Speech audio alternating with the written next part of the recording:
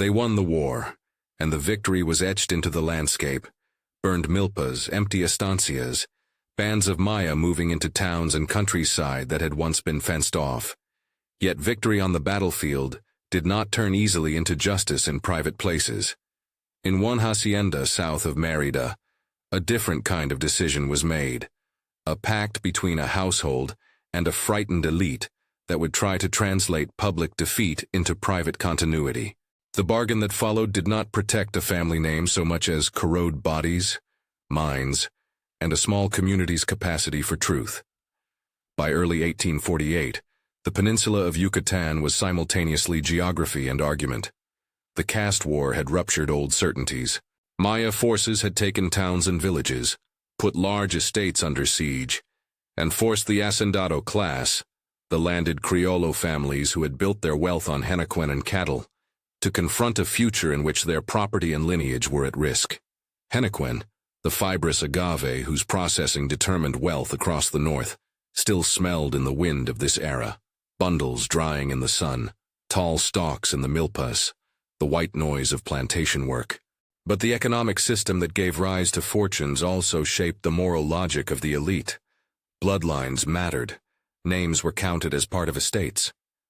San Agustin was not the largest hacienda in the region, but it was typical of what historians identify as the backbone of Yucatecan ascendancy in the mid-19th century. A compound of whitewashed walls, stone patio, and shaded casitas around a yard where workers rested from the heat. Its owner, Don Esteban de la Serna y Mendoza, was a man for whom lineage and honor were not abstract words. He was a landowner, an hacendado, a protector of his family's social position. Records describe him as obsessed with heirs. His wife, Doña Mercedes de Ulloa, had been raised in a convent, schooled in piety, and the private rituals that gave appearance to public respectability. She had known repeated pregnancies and repeated loss. Official notes and local memory agree that her reproductive life had been marked by grief. When Captain Bernardo Zaragoza arrived with prisoners in the spring of 1848, the transactions of war and the transactions of private life intersected. Zaragoza had been active in the regional military efforts and, according to parish notes and later testimony, delivered a small group of Maya men captured in the campaigns around March of that year.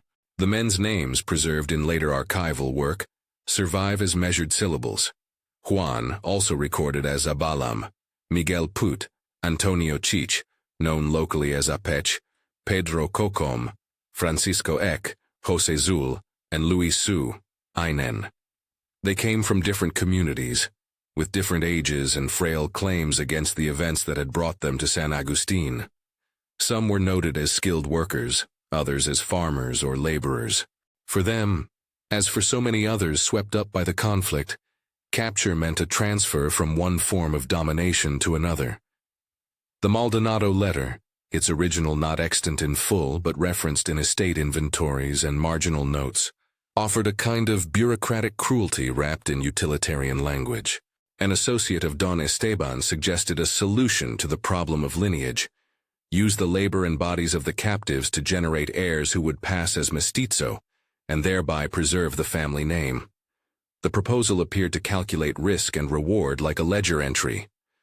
It assumed that children with visible mestizo traits would be accepted into the household, that the social stigma could be managed, and that the legal needs of inheritance could be satisfied if the children were raised within the household and baptized in the parish.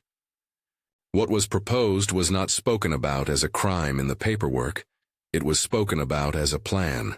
That rhetorical distance, turning a moral atrocity into administrative language, is part of what allowed it to proceed. Don Esteban, fearful of extinction in blood and status, accepted the logic. He authorized a controlled program. The household built a small, separate dwelling at the back of the hacienda, a low house with a courtyard, a cistern, a kitchen meant to be discreet. The house was described later in parochial inventories as the casita behind the granary, an almost euphemistic label that belied its intended purpose. The selection of the 7 men was itself an act of power. Captain Zaragoza presented the list. Don Esteban, having consulted a small inner circle, confirmed it. The men were chosen partly for physical attributes, stamina, apparent health, and partly because they were already in custody, already defined as commodities in wartime. In some of the parish notes there are shorthand mentions of captive labor assigned to household. Those phrases thinly disguise decisions made in the language of property. A physician, Dr. Ignacio Rosado, appears in the record as an uneasy witness to the plan. He was called to the hacienda to assess whether any of the men could be considered capable of performing the task that was being demanded. His notes, where they survive, are cautious and clinically detached. A midwife, known in local accounts as Partera Jacinta, is later named in baptismal registers for the household. Father Matias Gorope, the parish priest, would be drawn into the story when the children were born, and baptisms were sought. Each of these figures appears in the archival trail as professionals bound to institutional roles, and their presence highlights the thin line between complicity and helplessness within a collapsing social order. The rules of the arrangement were formalized with a brutal precision. The men were to be housed nearby, not in the labor barracks, but in the casita intended for the purpose. They were to present themselves at a specified hour, often noted as the late afternoon after fieldwork was done, and to follow a sequence of requirements, a forced change of clothes, a cleansing or bathing ritual, and then a brief, carefully timed encounter with Doña Mercedes. There was, according to parish and domestic notations, a 30-minute rule. Someone in the household kept the schedule. A capataz or overseer was responsible for enforcement. Freedom was dangled as incentive. Any man who sired a healthy child might be promised release or a better place within the estate. The alternative was stark: sale, punishment, or continued servitude. The clause that explicitly threatened death is marked in some sources as indefinido. The language of threats appears in oral recollection, but is not always present in surviving paper. Where the record is not clear, we must say so. This arrangement was designed, according to the household's plan, to produce heirs, while preventing any single man from claiming paternal responsibility. Rotation and secrecy were structural devices intended to secure legal ambiguity. It was designed so no single man could claim paternity, one archival note paraphrases, and that line is central to understanding both the mechanics and the cruelty of the pact. Biological certainty was not desired. Rather, a social fiction was to be manufactured. Children raised by the household, baptized by the priest, taught to read the signs of the hacendado world, and thereby folded into a lineage that would continue to bear its name.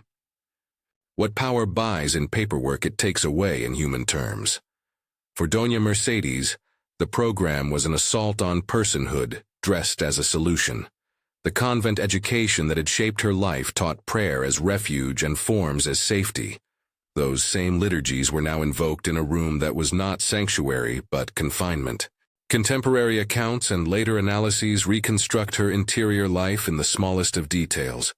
The way she learned to dissociate from the body that had been turned into an instrument of family policy, the Latin prayers she murmured to keep from looking, the brief tremors of memory that made the room feel like one she had once cleaned as a novice.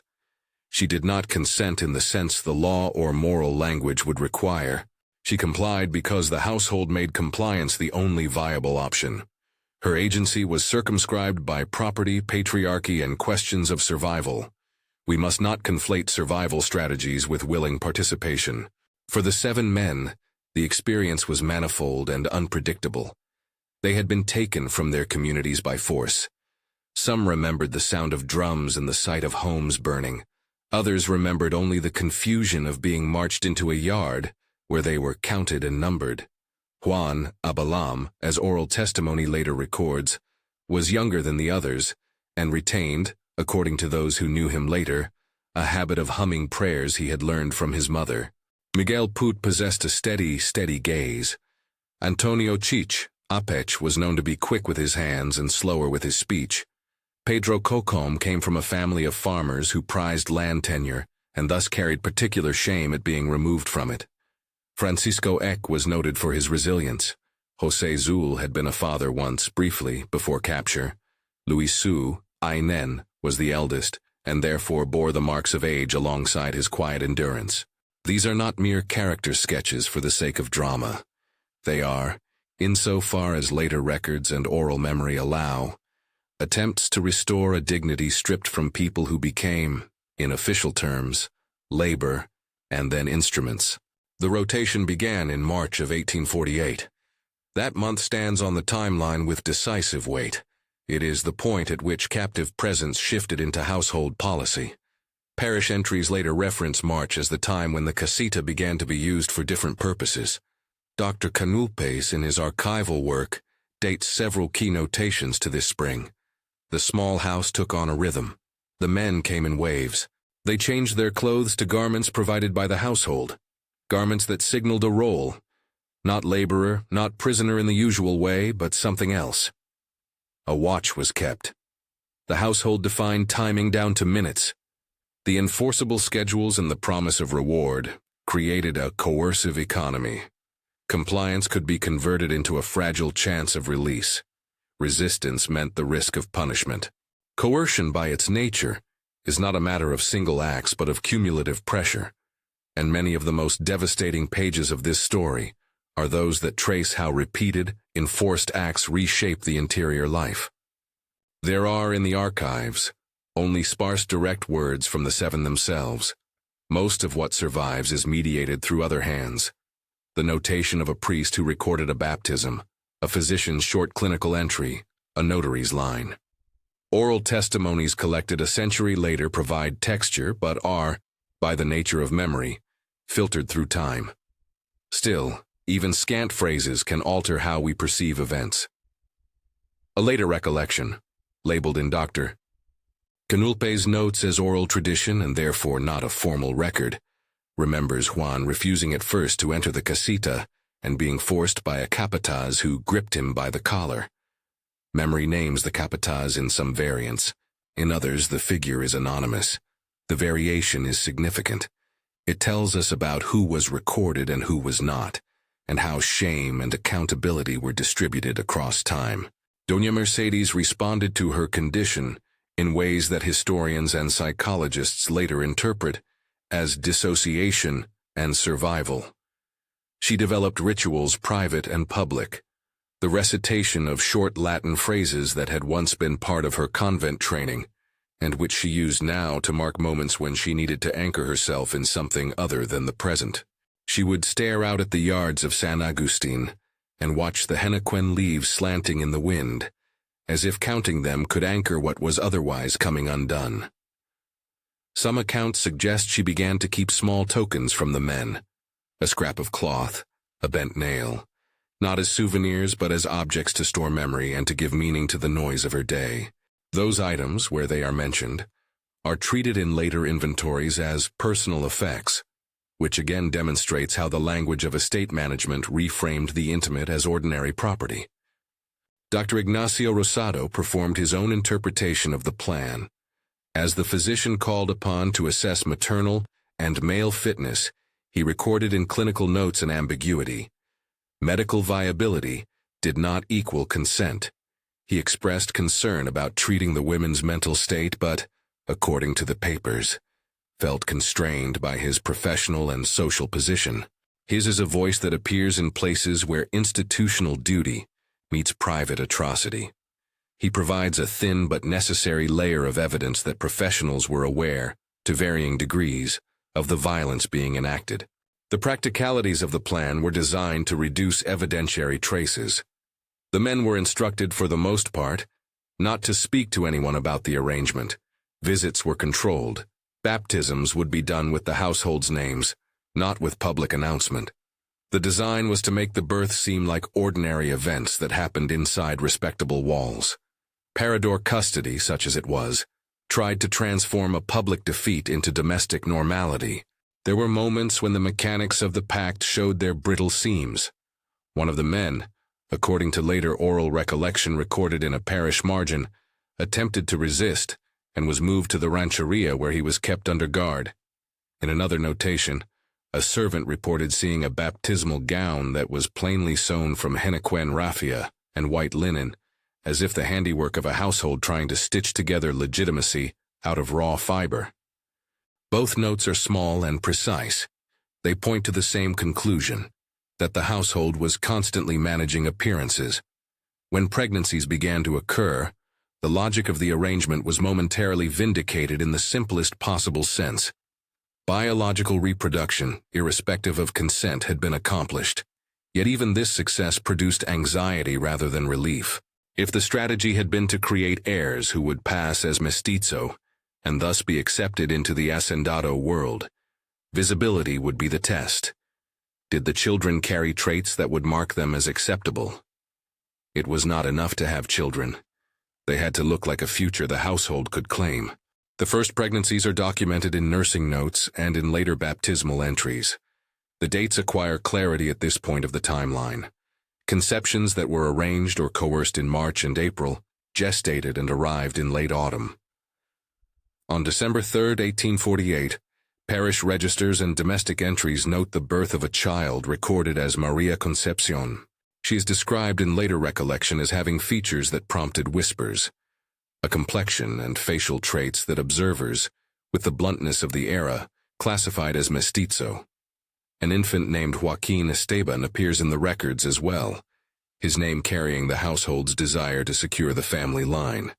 The births were baptized quickly. Father Matias Gorope, who had been kept somewhat at a distance during the early months, performed the rites that made the children legible within the legal and religious frameworks of the community. The baptisms bound bodies to names, and names to a continuity of property. Even as the household celebrated, and celebration is not the right word for what the records show, which is a tense, watchful approval, the reaction of the broader community was not one of simple acceptance. Gossip rippled outward from San Agustin across neighboring estates and into the parish. The wife of a local judge, whose objections are recorded in a marginal letter, complained to friends about the visible traits of the children and the ways in which the household seemed to brown at the edges. There were also practical consequences. Business contacts with other estates began to fray. Buyers of henequen and merchants who had once enjoyed the hacendado family's patronage started to distance themselves. Contracts were rescinded, or so some notes indicate, because the household's reputation was perceived as damaged in a community that still prized social purity, at least in principle. Not everyone reacted from a distance. Father Gorope, whose remit included the spiritual well-being of the parish, recorded conversations with Don Esteban. The priest's marginalia derived from these talks are cautious. He urged confession and the moral rectification that, within the church's terms, could restore souls even if social consequences remained. Here lies a revealing tension. Ecclesiastical channels could offer absolution, but could not rewrite property law or undo the power dynamics in which the pact had been embedded. A priest may have forgiven, he could not practically return agency or dissolve the mechanisms that put the men and Doña Mercedes in their place. The men's fates diverged as the household confronted the unexpected fallout of producing children who were visibly different. Some were sold quietly to other estates, others were dispersed, sent south or to towns farther from Mérida. A few attempted to escape during the confusion that followed the births and the resulting scandal. Parish and notarial notes mention attempts at flight and the ways in which the household reacted, sometimes by offering monies or promises, sometimes by outright sale. As events unfolded, mental health among the household members frayed. Doña Mercedes' condition deteriorated in ways that contemporaries recorded with both clinical and moralizing language. She became more withdrawn, less able to confront the world that had been orchestrated for her. The archival trail notes with a certain coldness, a decline towards a final act that would occur in October of 1850. We stop here to mark where the records leave us in the immediate sequence. The pact had been executed. Pregnancies had been confirmed. Births had occurred in December 1848. The community had begun to respond with whispers and sanctions, and the household was entering crisis.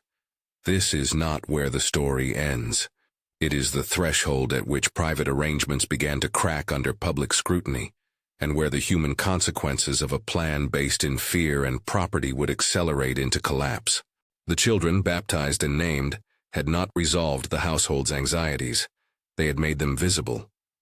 These sequences are documented in parish and estate papers that Dr. Alejandro Canulpes later retrieved and analyzed. His research stitches together parish registers, marginal notes, and oral memories that had been preserved by neighbors and descendants. Canulpes notes redactions in several files, lines crossed out, entries erased, and papers that simply do not survive in full. Where the paper fades, oral tradition sometimes fills in gaps, but always with caveats.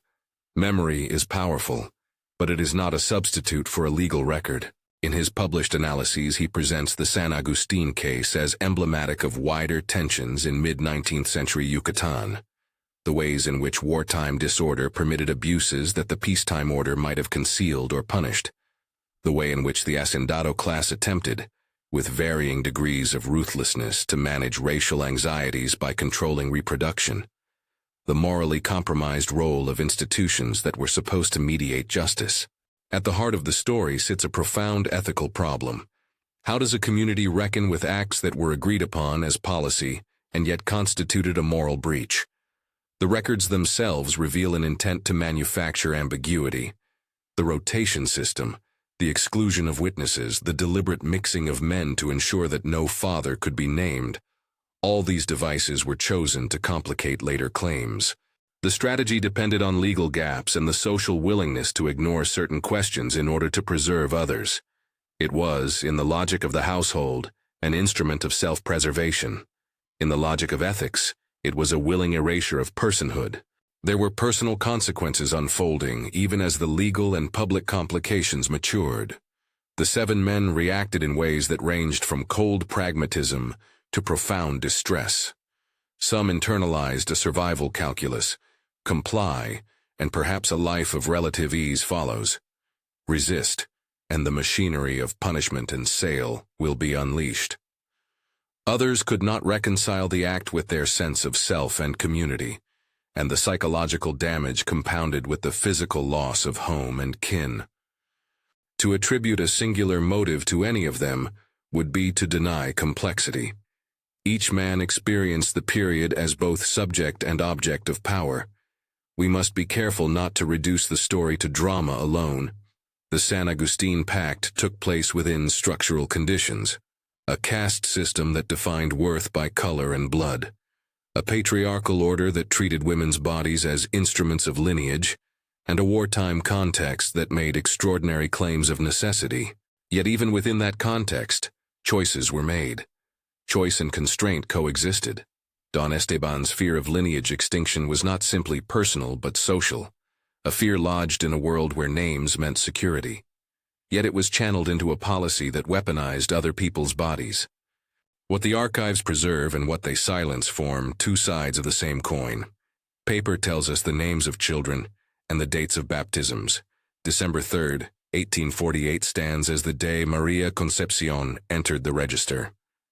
But paper cannot fully tell us the way she was held, the ways her features were read by neighbors, the ways a young mother, whether free or constrained, might look at such a child. It cannot write down the nightly prayers of Doña Mercedes or the private anger of Juan when he was moved once again from the casita to the granary. That is where oral memory and careful interpretation step in. We have to ask even now, what it means that a military victory by the Maya is recorded at the same historical moment as the private defeat of certain individuals. They won the war names a collective triumph of a people pushing against a violent order. She paid the price names the intimate cost, borne by a woman whose body became the site of an experiment in lineage preservation. Both phrases are true in the sense of historical fact and tragic in the sense of moral calculus. The record up to this point allows us to reconstruct a careful and horrific design, and the first phase of its execution. It also shows the beginnings of its unraveling, births bringing visibility, gossip corroding business relations, priests and physicians registering moral unease, men being sold or dispersed. The next movements, the deeper social collapse of the household, the psychological breakdowns, the legal and ecclesiastical maneuverings that follow, are visible in later files and in the oral traces catalogued by Canulpes. But the decision point was the spring of 1848, the moment the pact moved from paper into practice. From there, history pressed forward in ways that were not entirely predictable. If this account up to the birth seems clinical at times, that is deliberate. The goal is to place the actions within their institutional and temporal frames so that the moral weight of what occurred is not flattened into sensationalism. Detail matters. The 30-minute rule, the rotation schedule, the March 1848 start date, the names of Juan, Miguel Put, Antonio Chich, Apech, Pedro Cocom, Francisco Eck, José Zul, and Luis Su, Ainen. These particulars give us anchors amid the fog of testimony. They are not anecdotes to titillate but points of evidence that allow us to follow the consequences without erasing human dignity. As the household moved through late 1848, tensions accelerated. The births made community reactions unavoidable. The priest's role shifted from a distant witness to an active participant. The physician had to answer questions about maternal health. The 7 men faced new pressures as potential fathers, or as inconvenient reminders of the measures taken. And Doña Mercedes, who had been reduced to a space of enforced compliance, watched as the world around her reacted in ways that would soon prove unbearable. We pause the narrative at the brink of this acceleration, between the births and the moment when community reaction turns to ostracism and economic disintegration. What follows in the papers are scenes of collapse, transactions to sell men, the slow constriction of economic ties, and the personal tragedies of despair and death. Those are the next movements of the story, and they are where private policy and public consequence converge most starkly. Before continuing further, a small request. If this kind of documented, difficult history matters to you, consider subscribing to follow the full investigation. The sources are fragmentary, the stakes are not. Keeping a careful record and preserving access to archives is part of how we remember what power did and whom it harmed. We will return to San Agustin's unraveling, the whispers that became sanctions, the moves to sell or disperse the 7 men, the brittle attempts to maintain respectability, and the desperate acts that resulted when those attempts failed. For now, the casita stands at the center of the hacienda's yard, like a hinge, a place where a family's attempt to secure its name began to show the costs it would extract from bodies and lives.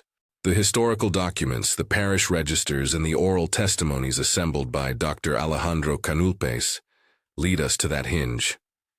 We follow next into the consequences that the household could not foresee, and which would bind together grief, scandal, and the slow dismantling of an estate that tried to rewrite its own future. The births did not close the case. They opened it. The children, baptized, named, registered, made the secret visible in a way that paperwork alone could not. By the winter of 1848, San Agustin had moved from private experiment into public spectacle. The whispering that followed the sight of Maria Concepcion and Joaquin Esteban did not travel as rumor alone. It carried economic consequence. Merchants who once negotiated credit and supply with the hacendado families began to reconsider their exposure.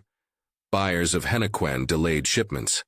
Neighbors who had once exchanged favors now passed on the other side of the road.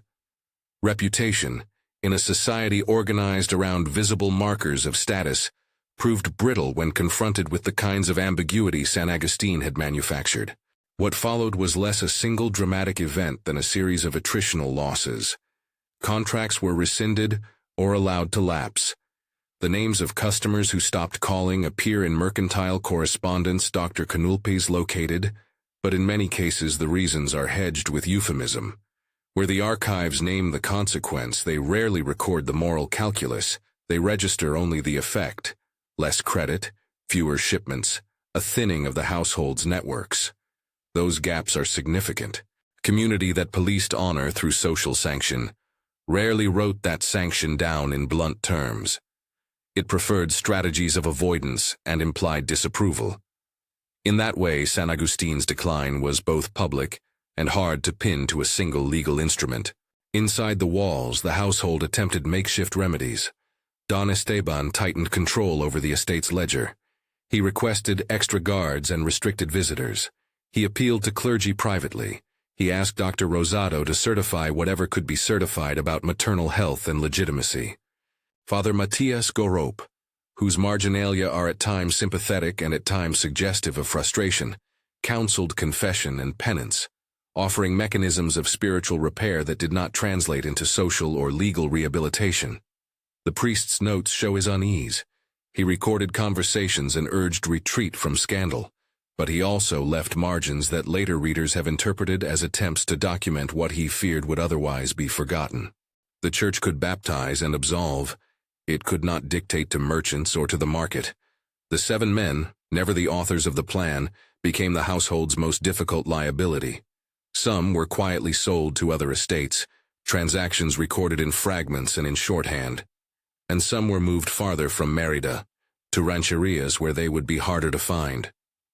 Other men attempted escape during moments of disorder. Parish notations and later oral tradition preserve overlapping, sometimes contradictory accounts. One version records Juan Abalam slipping away during a stormy night and being seen later in a nearby settlement. Another says he was recaptured and moved. A third suggests he remained at San Agustin until it was sold, and then appears in later municipal lists as a laborer on another estate. Each variant matters because it reveals how the record itself was produced. Fragments of paper, recollection, and the practical calculations of people who had to decide whether to record complicity or not. For Miguel Put, Antonio Chich, Apech, Pedro Cocom, Francisco Eck, José Zul, and Luis Su, Aynan, the archival trail is similarly uneven. Some notations suggest sale, others dispersal, and a few hint at death in the years that followed.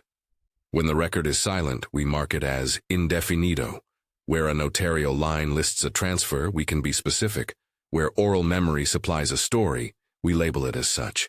The essential pattern is one of fracture. The household's attempt to manage its scandal by moving men across networks, and by converting human beings into commodities again. That the plan's authors turned to more familiar instruments, sale, transfer, concealment, tells us something about how social order responded when its own rules were tested. The psychological costs were immediate and severe, particularly for Doña Mercedes. Her decline is documented not only in parish notes, but in the language of those who observed her near the end. By 1850, her isolation had widened into a more dangerous interior collapse.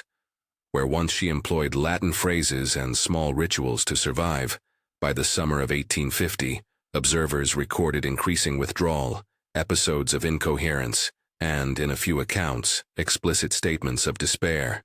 On October 14, 1850, the household record and local testimony mark the end of her life. She died by suicide. The way contemporaries wrote about it is telling. Some parish entries treat the act through clinical or moral lenses. Neighbors framed it as a collapse under unbearable social and psychic pressure. Oral traditions years later recall the silence that followed, the way the house seemed to exhale. Her death did not bring closure. It brought a new set of complications. Don Esteban, who had long borne the weight of fear about lineage, now had to confront the public fact of a wife's death that many associated, fairly or not, with the scandal that had expanded outward from the casita. Reports indicate his behavior changed. Where previously he had sought to manage optics through secrecy and transaction, afterwards his decisions became erratic. By November 1850, official notation suggests that he was declared mentally unfit and was interned, records that Dr. Canulpes cites as indicating institutional confinement. The internment is catalogued in parish and municipal notes, though the precise legal mechanism by which it occurred is not always fully recorded in surviving files. Here again, the margin between documented fact and indefinido stretches. The date of internment is noted as November 1850 in several sources, but the specific terms and the longer trajectory of his confinement require cautious phrasing. The operational collapse of San Agustin followed. Workers left. The hacienda's capacity to process henequen diminished. There are notarial notations that suggest the estate was placed on sale. and neighbors later reported auctions and dispersal of property, but definitive sales dates and full inventories are incomplete.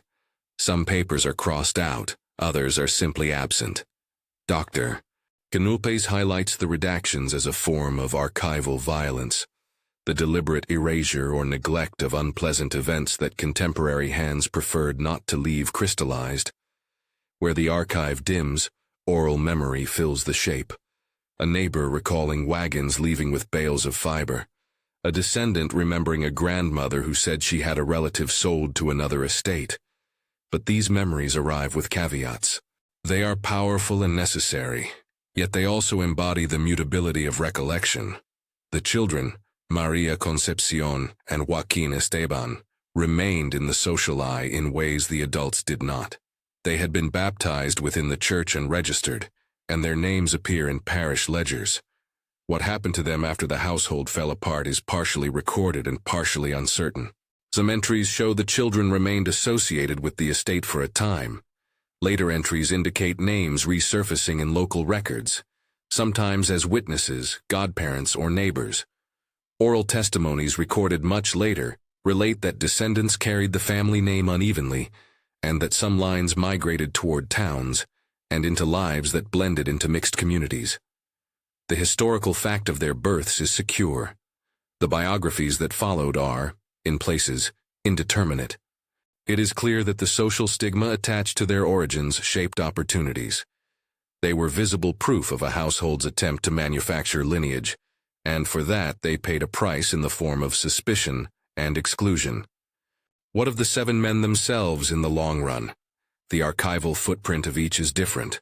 Juan Abalam, as noted, appears in a variety of recollections. Miguel Put may have been sold. Antonio Chich, Apech, reportedly found work in a distant rancheria. Pedro Cocom is associated in some marginal records with a burial in a neighboring parish. Francisco Eck is, in a few accounts, connected to a later labor list for another estate. José Zul's later life is largely indefinido in the surviving paper. Luis Su, Ainen, is sometimes referenced in oral lines as having returned to a village site, but the specifics are unverified. These variations are not failures of history. They are the honest signals of an incomplete archive. Each man's full story resists a tidy conclusion because so many people invested in the pact had reasons, shame, protection, fear, to keep the details out of plain sight. That deliberate silencing extends beyond individual lives. It is embedded in the way institutions responded. Local courts rarely pressed charges that might implicate an influential household. The church offered spiritual remedies rather than public censure. Medical professionals recorded observations but rarely acted as advocates. The legal borders of the mid-19th century Yucatan provided mechanisms for managing property and inheritance that were ill-equipped to grapple with an atrocity administered under the language of household necessity. Thus, even when wrongful acts could be identified in moral terms, institutional remedies were sparse or absent. Dr. Alejandro Canulpes, in the late 20th and early 21st centuries, reconstructs the arc with attention to those absences. His work assembles parish registers, estate inventories, physicians' notes, and oral histories, and insists on marking where the paper is redacted or missing. He places the San Agustín Pact within a larger argument about wartime opportunism. The disorder of the Caste War created openings for abuses that the pre-war legal and moral order might have concealed in different ways. Canulpes is careful not to present the case as a statistical hallmark of the whole region. Rather, he positions it as emblematic, a concentrated instance where the intersections of race, gender, and property are made legible. The categorization is useful because it allows us to move from a single horror to an analysis of the structures that made such horror thinkable. Oral testimony plays a complicated role in this narrative. Memories collected from neighbors and descendants decades after the events provide texture. Images of the casita's empty courtyard. Recollections of a woman who walked the fields as if searching for something she had lost. The sound of distant sorrow. But oral testimony can also shift details. Names blur, dates slide, Motivations are ascribed in ways shaped by later moral vocabularies. Canulpes treats these testimonies as complementary to the paper trail, not as replacements. Where documents are silent, memory speaks. Where records exist, memory either corroborates or adds nuance. The result is a layered history that refuses the illusion of complete certainty. One of the most painful elements to parse is the moral calculus inside San Agustin. Why did those around Don Esteban go along? Some obeyed from fear, of the master's wrath, of being caught in the crossfire of scandal. Others rationalized the project as a necessary evil. Better for the name, better for the family's survival. Still others acted out of the instinct to preserve existing hierarchies that made them stakeholders in the system. We can describe motives, but motives do not exonerate. The broader structures, caste, patriarchy, legal norms that treated women as bearers of lineage and men as property makers, created a latticework through which individual choices were made. Recognizing structural constraints is not the same as excusing violence. That said, there are moments when personal and institutional failure merge into sharp consequence.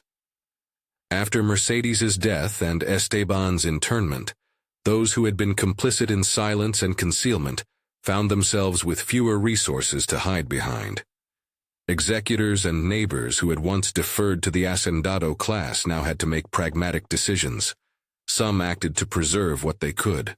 Others fled the taint. And in time, the hacienda itself lost economic viability. The machinery of domination that had once seemed robust, the whitewashed walls, the hired overseers, the power to call military men like Captain Zaragoza to supply captives, proved fragile when the social and economic networks that sustained them withdrew. The material traces of San Agustin today look different depending on the eye that surveys them. For some, the ruins are a landscape of decay, crumbling cistern, collapsed granary, a casita whose roof has fallen. For others, those same stones are memory, markers in a map of loss. Present-day footage and visits record an estate that has been reclaimed by wind and vegetation. The white plaster peels in long curls, and the courtyard grows a shoulder of grass. Local people still tell the story in fragments. A child who was told never to go near the back room. An elder who says the place served once as a warning about the dangers of pride and cruelty. These recollections keep the story alive, but they also show how memory is filtered by generations. Where a paper register lists a baptism, a granddaughter's telling supplies the human texture. The way a child looked at sunlight. The way a woman used to hum as she walked among the henequen bundles. That juxtaposition, archive and oral memory, gives us what little fullness we can retrieve. When we interpret the San Agustin Pact as emblematic, we must do so carefully. It illuminates how wartime disorder can be repurposed into household policy, and how racial ideology and patriarchal imperatives can warp private choices into public harms. It also shows the limitations of institutional response. The law of the period privileged property and lineage in ways that made the exploitation of captives legible as an ugly kind of feasibility. The Church, for all its moral machinery, often focused on individual repentance without addressing the structural dynamics that enabled the original crime. And the community's response, ostracism rather than legal redress, speaks to the ways in which cultural norms could withhold formal accountability while imposing social penalties. There is another quieter legacy. The children and descendants who inherited the material and social consequences of choices made before their births. The lines connecting San Agustin to later households are not simple. Some descendants integrated into local communities. Others carried names that were alternately burdens and protections. Some still live in the region. Others migrated. Where the paper trail runs thin, we hedge with the fact that many family histories in Yucatan are braided, containing both stories of resilience and of exclusion. The exact genealogies of Maria Concepcion and Joaquin Esteban, what families they married into, what property they held, how they were remembered, are in places indefinido. But the moral aftershocks of their births ripple outward. They became, unwillingly, the test case in a household's attempt to persist through manipulation. To say the San Agustin case changes how we think about the caste war is to insist that macro-scale histories are incomplete without the micro-histories that show everyday violence. The Maya victories on the battlefield were real. They reshaped territorial control and political possibility. But victory in arms did not erase hierarchies of power in private spaces. If anything, the war created conditions in which some groups, particularly the hacendado households, felt compelled to invent measures to maintain old claims. The paradox in the opening line of our title is thus preserved. They won the war. She paid the price. Victory for the Maya was collective and public. The price paid was intimate, private, and borne by those whose bodies and lives became a field of experiment. Historians continue to debate whether San Agustin was anomalous or representative. The cautious conclusion is that while the particular arrangement, the formalized rotation of captives to produce heirs, was unusual in its documented specificity, it was not an inexplicable departure from the logic of a caste society. That logic normalized unequal access to bodily autonomy and treated certain groups as allowable subjects for extraordinary measures in times of crisis. The defining feature of San Agustin is not that such cruelty could be conceived. It is that written traces survived, however fragmented, that allow us to reconstruct the plan and name its victims. The ethical work demanded of us now is twofold. First, to preserve evidence, archival, oral, and material, so that these stories cannot be easily expunged. Dr. Canulpes's work is a model of that practice, careful, annotated, and respectful of the uncertainty at the edges of the record. Second, to recognize the human dignity of those involved. Naming the 7 men, the 2 children, Don Esteban and Doña Mercedes, is not an invitation to sensationalism. It is an act of restoration. It makes them subjects of history, rather than mere props in a narrative of abuse. When we place their names on the page and in conversation, we refuse the subsequent silence that often follows such episodes. There are, inevitably, lingering questions, some resolvable, others not. What precisely motivated each actor? Which legal instruments could have held them accountable but did not? To what extent did neighbors and local officials collude in silence for pragmatic reasons? The archives give partial answers. They document conversations. They record baptisms and transfers. They contain marginalia that betray unease. But they do not fully map private intentions. Where choice and constraint mingle, our interpretations must be modest and forthright about uncertainty. We can say, however, that the practical mechanics of the plan, the casita, the timed encounters, the rotation, the promise of freedom for a man who sired a healthy child, reveal a cold, administrative rationality that measured human life against ledger entries. That is a central moral point. The pact treated bodies as instruments to reproduce a line, not as persons with rights and stories. It used wartime prerogative as cover and property logic as justification. That is the kind of cruelty that plots itself into small bureaucratic tiers, rules, schedules, inventories, and leaves the deepest traces in human lives. What, finally, of memory and responsibility? The present-day ruins of San Agustin, the oral testimonies and the fragments in parish books are not merely curiosities for historical study. They are witnesses to ways in which societies can normalize brutality when institutional structures are skewed to favor certain groups. Preserving their trace is, in a modest sense, a form of moral repair, acknowledging what was done and to whom, even if concrete redress is impossible after the fact. It is also a call to attentive history, one that links the large movements of war and politics to the intimate harms that these movements can authorize. We return by necessity to the paradox that opens this story. The Maya victories in the Caste War were a collective repudiation of a system that had subordinated lives, land, and labor. Those victories reshaped the peninsula of Yucatan and carry a legacy of resilience and struggle. Yet in the private geography of San Agustin, the response took the form of a calculated attempt to preserve lineage at any cost. The contrast is morally stark. Public emancipation and private violation can coexist in the same historical moment. In closing, the San Agustin case forces us to keep two images in tension. On one hand, the site of Maya communities organizing and asserting political force in 1847-48, a scene of collective agency and military victory.